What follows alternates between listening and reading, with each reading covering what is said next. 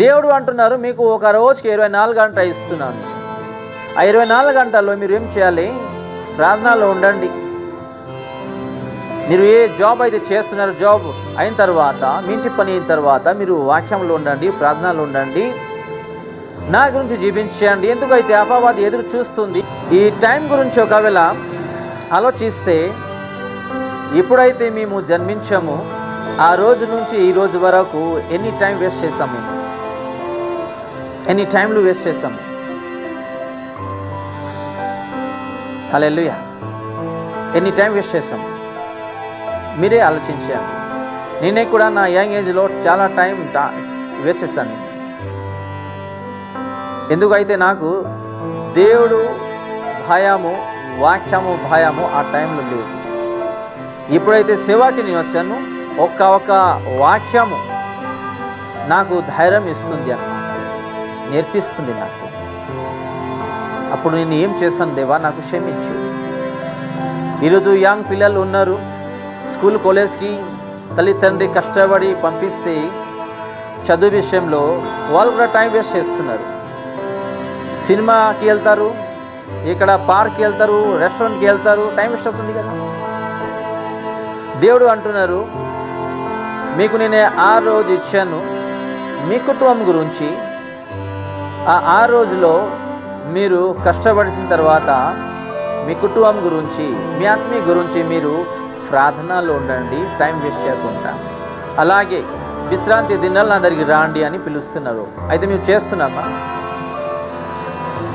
ఒక సిస్టర్ ఉన్నారు ఇక్కడ, టైం వేస్ట్ చేయకుండా దేవుడు మనకి తెలియజేస్తుంది కాబట్టి ఒక చిన్న సాక్ష్యం మీతో షేర్ చేసుకోవాలని ఆశపడుతున్నానండి. ఒక సిస్టర్ బాధతో ఉంటుంది, కష్టాలతో ఉంటుంది. వాళ్ళ ఇంట్లో కొన్ని పిల్లల సమస్య ఉన్నాయి.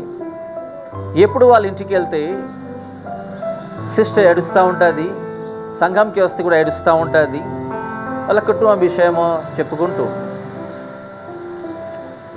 అయితే ఇలాగే కొన్ని రోజు తర్వాత దైవజనులని ఇంటికి పిలిస్తే దైవజనులు అక్కడికి వెళ్ళరు. వాళ్ళు టీవీ ఆన్ చేస్తూ టీవీ ఎదురుగా వాళ్ళు కూర్చున్నారు, సినిమా సీరియల్ చూసుకుంటున్నారు. దేవుడు మీకు ఏ లైఫ్ ఇచ్చారు? సినిమా సీరియల్ చూడడానికా? మొబైల్లో బిజీ ఉండాలి అని, లేకపోతే ఆత్మీయంగా జీవించాలి అని దేవుడు మన పాపం గురించి మరించారు? ఒక ఆలోచన ఉండాలి కదా, ఒక భయం ఉండాలి కదా. లేదు. మరి దేవుడు మీ కుటుంబం ఎలాగ ఆశీర్వదిస్తారు చెప్పండి? టీవీ సినిమా సీరియల్లో ముందు ఉంటారు, మొబైల్లో ముందు ఉంటారు, ఈ లోకం గురించి ముందు ఉంటారు, కానీ దేవుడి గురించి, ప్రార్థన గురించి, వాక్యం గురించి విశ్వాసి ముందు ఉండడానికి ఈరోజు ఇష్టపడరు. వాళ్ళకి ఇష్టం లేదు, ఎందుకంటే సైతాన్ అది చేస్తుంది. మీరు లోకానుసారంగా జీవించండి, మరణించిన తర్వాత ఇక్కడికి వెళ్ళాలి, నా దగ్గరికి రండి. మనసుకి 2 లైఫ్ ఉన్నాయి, తెలుసా? అది ఏ లైఫ్? అది మా చేతిలో ఉన్నాయి. మొదటిగా దేవుడు ఈ భూమికి వచ్చి మా పాపం గురించి మరణించారు, రైట్? ఎందుకు? మేము పరలోకం వెళ్ళాలి అని, పరలోకంలో మేము ఉండాలి ఆయనతో అని. దేవుడు రా, మీకు నేనేం చేస్తాను, పరలోకం తీసుకెళ్తానని దేవుడు బలవంతం ఇచ్చాడు. పరలోకం వెళ్ళాలా, నరకం వెళ్ళాలా, మా డిసిజన్, అది మా లైఫ్. ఇంకొక ఎగ్జాంపుల్,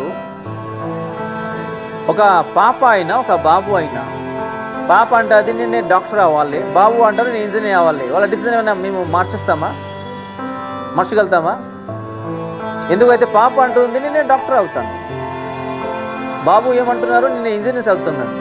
వాళ్ళ డిసిజన్ నేనే మార్చగలేము, అది వాళ్ళ ఇష్టం, అది రైట్. ఎగ్జాక్ట్ అలాగే మీరు పరలోకం వెళ్తారా, నరకంకి వెళ్తారా, అది మీ చేతిలో ఉన్నాయి.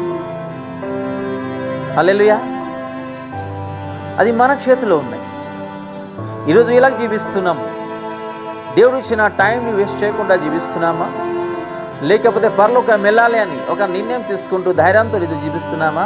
ఇది కూడా విశ్వాసికి తెలిసి ఉండాలి. రుచిగా ఈరోజు మాట ఉన్నాయా మా నోట్లో? హల్లెలూయా.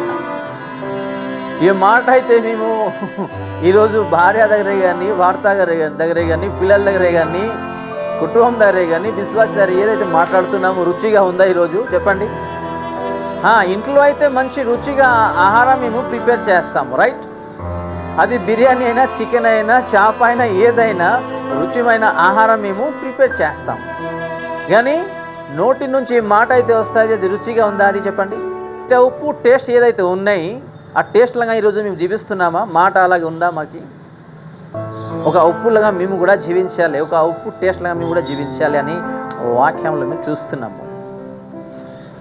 ఈరోజు చెప్పండి, ఏ విశ్వాసి నోరు నుంచి ఉప్పులాగా మాట వస్తుందని చెప్పండి? కోపం వస్తే బూతులు మాట్లాడతారు. హల్లెలూయా. అది భార్య అయినా భార్య, కొన్ని కుటుంబం ఉన్నారు, భార్య భర్త ఉన్నారు, బ్రదర్స్ సిస్టర్స్ ఉన్నారు, వాళ్ళ మాట అయితే మీరు ఉండలేరు, అక్కడ వాళ్ళ దగ్గర మీరు ఉండలేరు. కేవలం పేరుకి మాత్రమే మేము యేసుక్రీస్తుని నమ్మేస్తే సరిపోదు, బాప్తిజం తీసుకుంటే సరిపోదు, ప్రార్థన చేస్తే సరిపోదు, వాక్యం వింటే సరిపోదు, వాక్యం చదివి సరిపోదు. ఒక ఉప్పులా కూడా మేము జీవించాలి అని వాక్యంలో చూస్తున్నాము. ఈరోజు చాలా భార్యాభర్త మధ్య ఎందుకు గొడవలు అవుతుంది చెప్పండి? అది భార్య అయినా భర్త అనవచ్చు.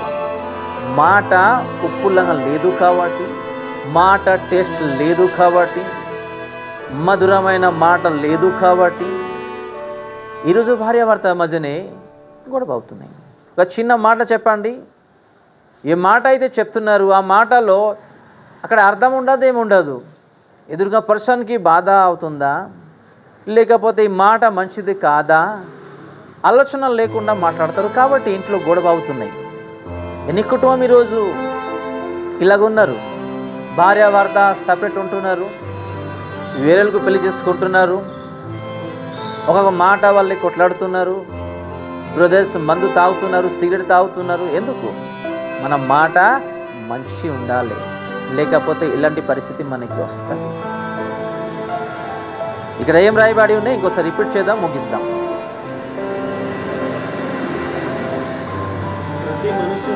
ప్రతి మనిషికి ఓకే ఇలా ప్రత్యుత్తరం ఇవ్వాలి అని మనకి తెలిసి ఉండాలి.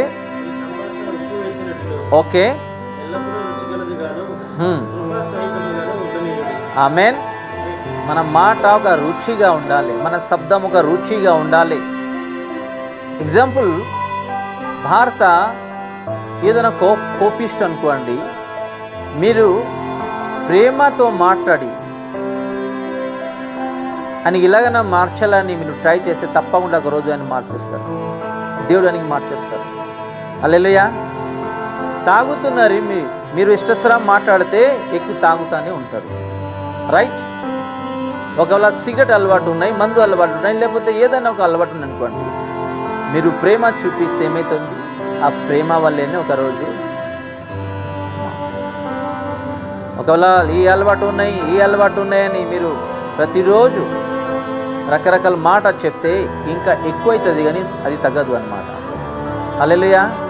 అది భార్య అయినా సరే, భర్త అయినా సరే, ఎవరైనా సరే. పిల్లలకి మీరు ప్రతిరోజు కోపం పడతా ఉండండి, పిల్లలు ఇంకా ఎక్కువ అవుతారు. వాళ్ళకి ప్రేమతో మీరు మాట్లాడండి, నేర్పించండి. తప్పకుండా మీ ప్రేమ వల్లే వాళ్ళు ఒకరోజు మార్చుకుంటారు మనుషుని, వాళ్ళ ప్రతి ఒక్క విషయం. ఈరోజు దేవుడు ఏ వాక్యం అయితే మాకు ఇచ్చారు, కొన్ని పాయింట్స్ మేము ఇక్కడ విన్నాము. ఈరోజు మన మాట ఎలాగున్నాయి, మా శబ్దాలు ఎలాగున్నాయి, అలాగే దేవుడు ఇచ్చిన టైం ఈరోజు వేస్ట్ చేస్తున్నామా, ఆ టైంని మేము దేవుడి గురించి యూజ్ చేస్తున్నామా, అది కూడా ఒక విశ్వాసికి తెలిసి ఉండాలి. అలాగే మేము జాగ్రత్తగా ఉండి ఏం చేయాలి? మెలకుగా ఉండి ప్రార్థించాలి. ప్రతి ఒక్కరు కుటుంబం అందరూ, అది భార్యాభర్త అయినా సరే, పిల్లలైనా సరే, తల్లిదండ్రి అయినా సరే, ఎవరైనా సరే మెలకుగా ఉండి ఏం చేయాలి? ప్రార్థించాలి అని వాక్యంలో చూస్తున్నాము. ప్రార్థన లైఫ్ లేకపోతే, మెల్క్ లైఫ్ లేకపోతే, అలాగే ఒక ఉప్పులుగా మన శబ్దం లేకపోతే ఏం లేదు. మన హృదయాన్ని సరి చూసుకుందాం, మన ఆలోచనని సరి చూసుకుందాం, మన మాటని సరి చూసుకుందాం. అలాగే ప్రతి ఒక్క చిన్న చిన్న బలహీనత ఉంటుంది కదా, అది కూడా తీసి పడేసి సరిచూసుకుందాం. అప్పుడు ఇంట్లో అన్నీ మంచి ఉంటుంది. ఈ చిన్న వాక్యం దేవుడు మా ప్రతి ఒక్కరిని ఆశీర్వదించు కాక. ఆమెన్.